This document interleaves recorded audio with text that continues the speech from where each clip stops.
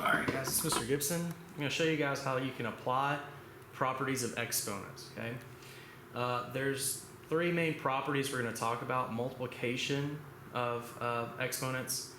If you have a exponential with the same base, so these both have the base of a, and you're multiplying them together, you're going to add their exponents together. That's what this is showing. So x and y, you add those together. There's a power property.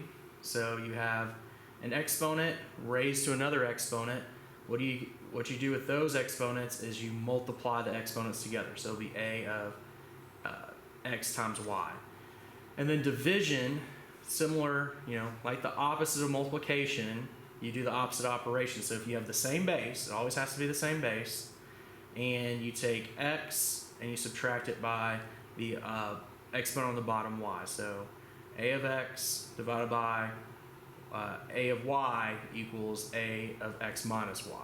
Okay.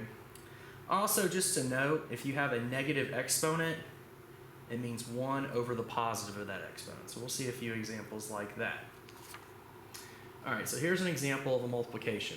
Okay, and remember, we only multiply of the same base. Okay, so I have 4 times 2. Okay, those are just regular old integers, so we're just going to multiply those together, and that equals 8. Okay. Now we have h, which of course this is h to the first, okay, times h to the fourth, so that's going to be h to the first, that's going to be h 1 plus negative 4. Okay. This is j to the first, and we'll have j to the second, so it's going to be j of 1 plus 2. And finally, we have k to the negative 1 plus, or times k to the third, which will mean that it's plus 3. We'll simplify all of this. We have 8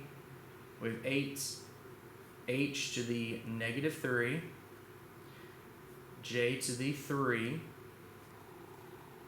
k to the second. Well, I have a negative right here, so I can actually rewrite this as 8 j to the third, k to the second, over h to the third. Okay, so that negative brings it down to the denominator. Okay, again, just to reiterate, looking for the same base and then adding the exponents together. Here's the power property. Now we have two variables here, h and j. This is h to the first and j to the negative fourth, and this whole thing is raised to the negative fourth.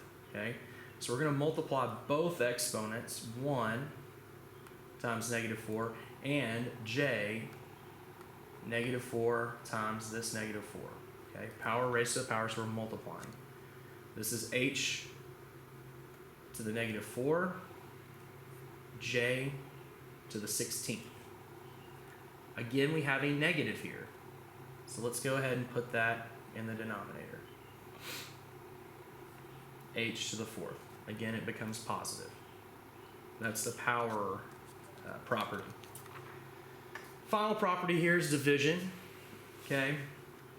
Take the 4 divided by 3. We're just going to keep that 4/3. We just want to keep it as a fraction. All right, we have q to the first minus q to the first.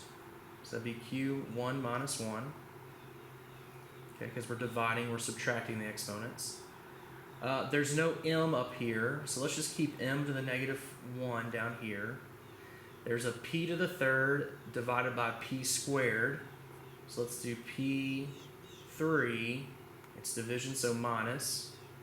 Let's go ahead and simplify. So we have 4 q to the 0, p to the first, over 3 to the m negative 1. Okay? Any exponent raised to 0 is just 1.